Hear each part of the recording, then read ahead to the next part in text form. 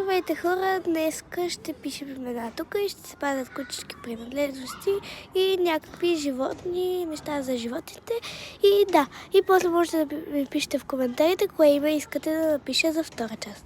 Значи първо пишем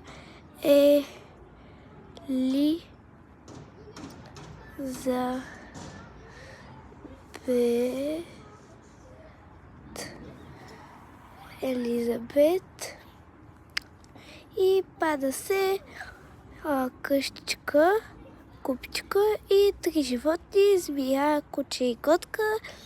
И ни се пада тук някакво дръвче, някаква играчка май за кучето.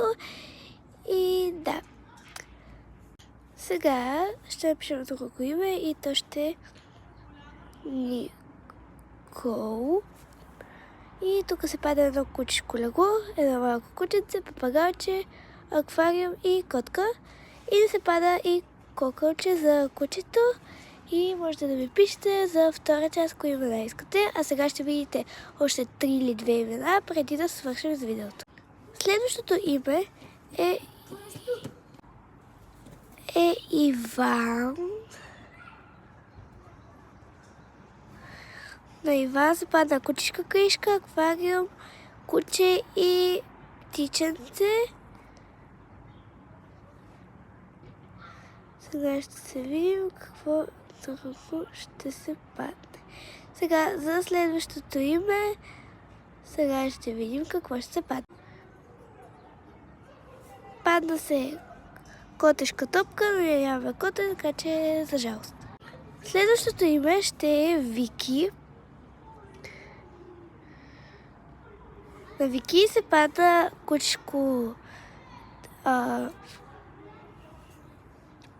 такова герданче, за герданче за името, малко кученце, змия и сигурно някаква къщичка за змията. Сега ще видим какво яйце ще ни се падне.